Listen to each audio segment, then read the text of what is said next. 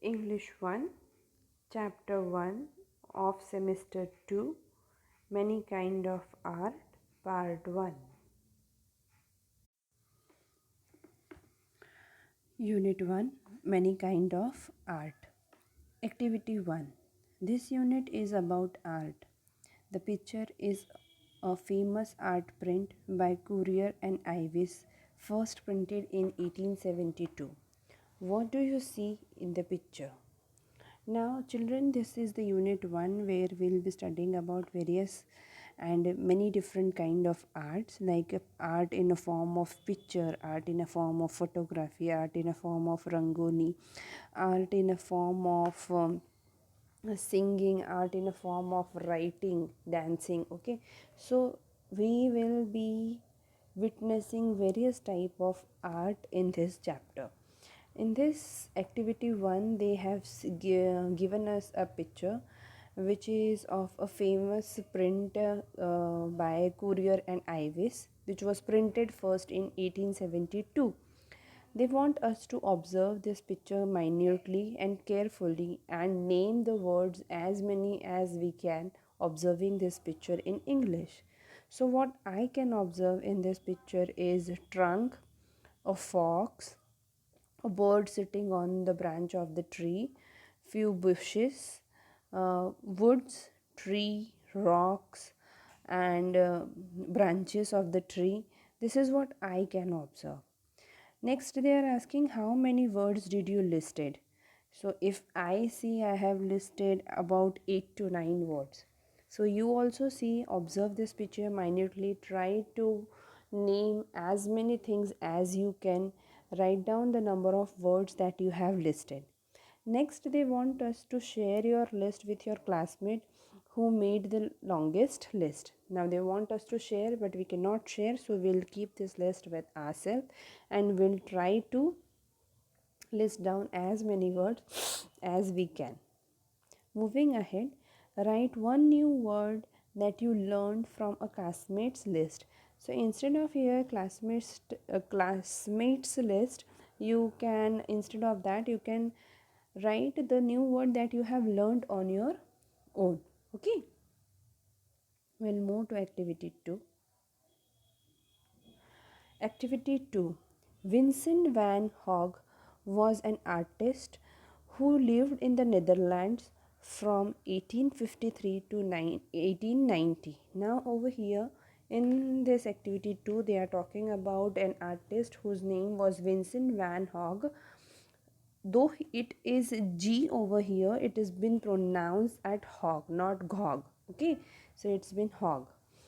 They are talking about this Vincent van Gogh, who was an artist. He used to live in Netherlands, and in 1853 he lived from 1853 to 1890. He painted more than 900 paintings. My God.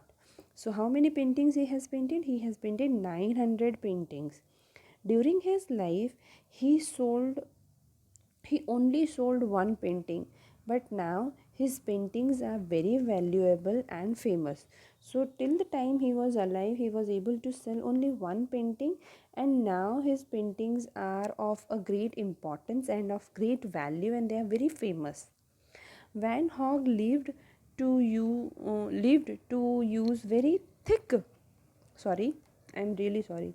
Van Gogh liked to use very thick paint, and he loved colors. Look at these details from one of his paintings. Now see what kind of paintings he used to do. So he used to like thick paints, and he loved color. And we can see also from the details in the picture given over here that he has used a thick colors, where we can see the layers on the canvas. Okay, what colors do you see? Do you see the rough texture of the canvas? How would you describe the paint? Is it thick, thin, heavy, light, dark, bright, soft, hard, flat, bumpy, firm, what kind of texture it is. So see, they have given us so many words to describe this painting which has been given in the picture. Excuse me for this. Van Gogh made these strokes with his brush. Do you think he pushed on the canvas firmly or softly? Did he move the brush quickly or slowly? How do you think he made these marks? Now when they have given us so many words to describe the type of painting from this picture, they have asked a few questions to us. How this Gogh made these strokes with the brush. He has pushed the brush on the canvas very firmly or softly, quickly or slowly, and how do you think he made these marks? So if you people are doing this painting and art related work in your notebooks, in your drawing books, then you would understand. Or if you want to understand, in you don't have an experience of doing it, you can take a rough page and use the paints and try to put the thick and soft and hard and firm marks on the paper to see what kind of how what do you do when you get such type of texture. So you can do this as a fun activity for yourself. Okay, moving ahead. Activity 3. Below you can see 3 of Van Gogh's paintings. One picture is a self-portrait, that means it is a painting that Van Gogh painted of himself. The way an artist paints, the color he chooses, and the shape he likes are all part of his style. Now in this activity 3, they have given 3 pictures of Van Gogh's painting, and one of the picture is a self portrait, that means a painting that Van Gogh painted for himself. And he says the kind of color, they want to say that the kind of color, the strokes, the shape, the type of artwork they have done, that everything represent a particular style of a painter himself. It describes the painter himself.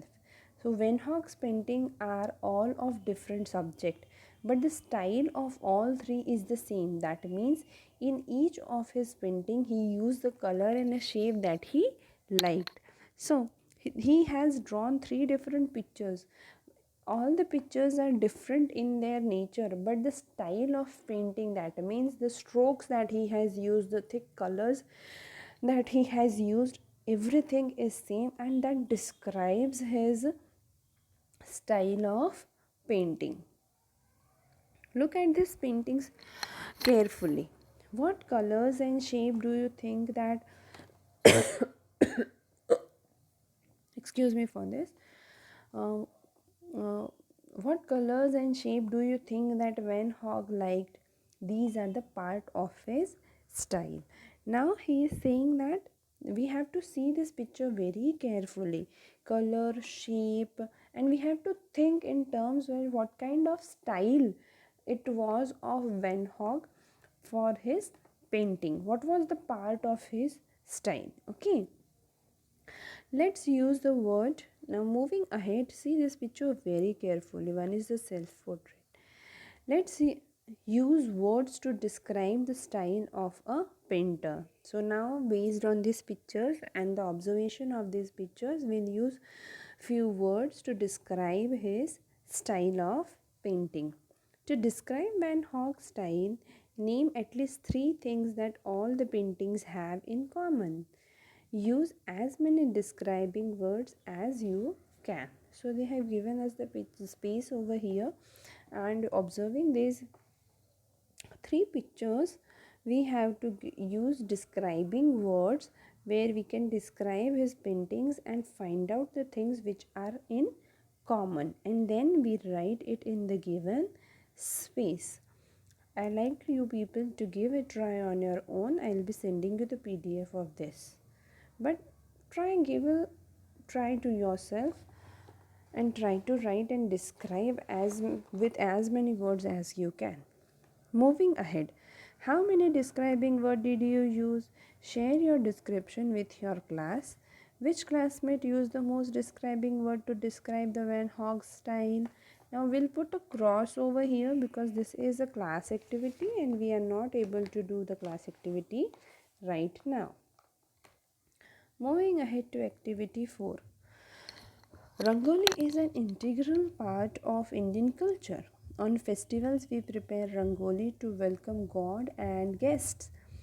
Following us some beautiful rangolis. Write down the things and colors used in these rangolis. We use gypsum colors, flowers, leaves, lamps, sawdust, grain of to prepare rangoli. So these are all different types of things that we use to prepare rangoli. Share your answers with your friends. Talk to them about which things, color, shape you like most. Record your ideas on the chart. So instead of doing this with a class, we can do it with your parents. First, rangoli number 1, the things that you have used, colors, and what you like the most. Now this festival of Diwali has just gone. If you have not seen the rangoli by visiting to your relatives place, you would have seen the various types of rangolis people would have drawn outside their home, in outside their flats. So observing those things or recalling or remembering those things, you can write. So rangoli one of so and so was made up of grains, and the colors were used like brown, black, and white. Okay, because different grains would have different color. People would use pulses. Moong would have a green color, masoor dal would have a black color, rice would have a white color, wheat would have a brown color. So using that they would have, and what you like the most in that rangoli. In the same way, rangoli number 2 would of flowers, rangoli number 3 would of the colors that we normally use, rangoli number 4 can be of different chalk colors. Okay, excuse me, chalk colors. So you can list down the things that has been used, colors, and what you like the most. This would be a fun activity for you. I'll be sending you the PDF for this from my end, what I have observed in the nearby area. See, they have given over here also. First one is of the colors, second all the there are different shapes and sizes, and um, freestyle rangolis and structured rangolis and natural scene rangoli. Okay, so what you like you can write it, but in terms of over here you would not get different things because most of them is a combination of colors. So you can observe this also and you can use your own observations also.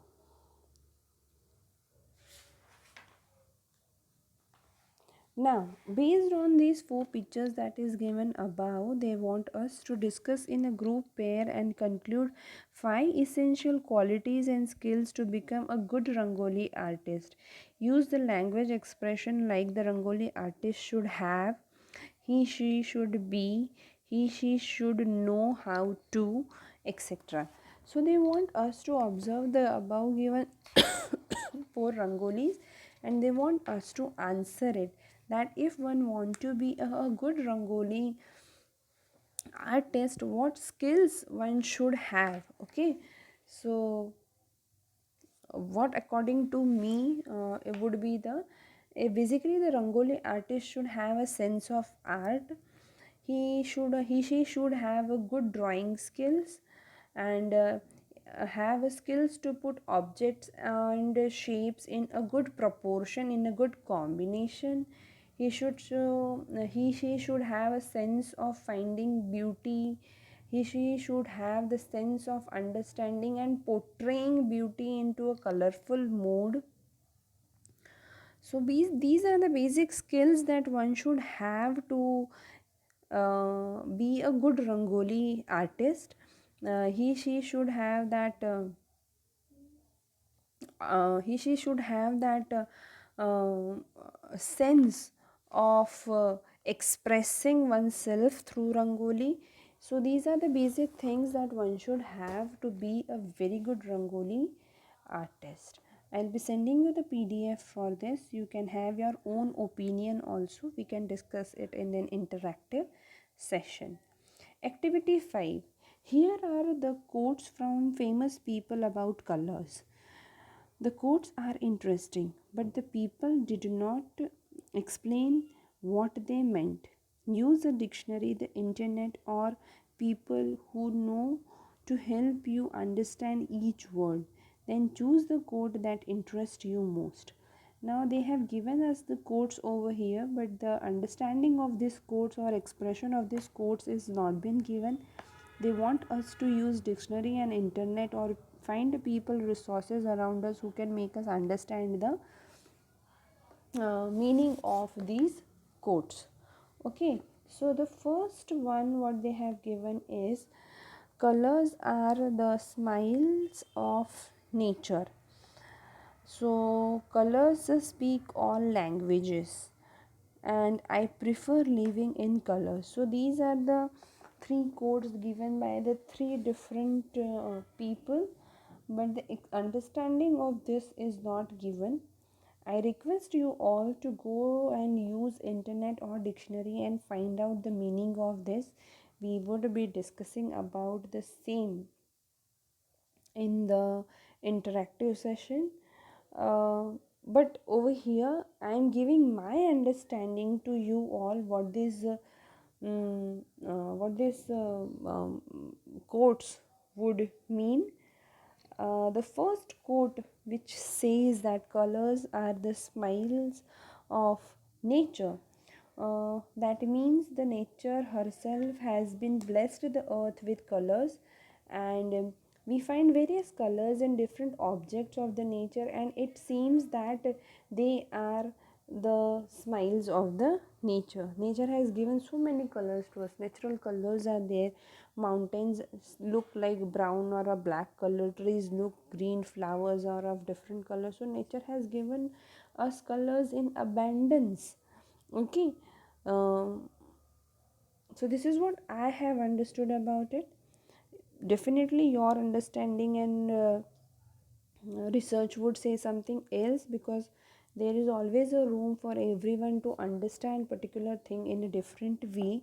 So while discussing this in an interactive session, we would get a different idea about what you have understood about it. Let's move ahead to the second one.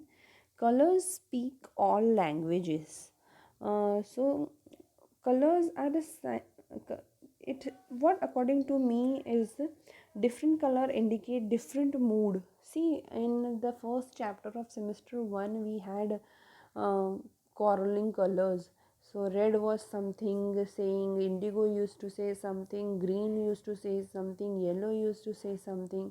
So taking the reference from there, what I personally think that colors indicate the mood. It signifies and it gives the signs uh, about the individual's personality. If we talk very if we talk about very popular signs, the colors that we see at a traffic signal, red means to stop, green means to go, yellow means to wait.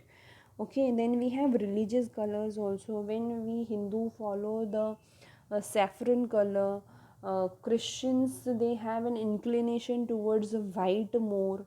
We have this uh, Muslim people who have an inclination towards green color. So the color speaks languages also, it represent religion also. So this is what my understanding. Islam is follow a lot of green colors. So this symbolize and this gives an understanding about colors speak all languages. I prefer living in color. I prefer living in color means he does not want to live a dull life or a monotonous life. An individual want to have a colorful life. Every day he she wants to experience something new. He she wants to explore something new. This is what I have understood out of these quotes. These quotes and the explanation given to these quotes is my understanding. If anything is been misunderstood, or if it is been said into a different way, uh, please do not take it in any other way. It is just in my understanding of the explanation of these quotes. Moving ahead, new words.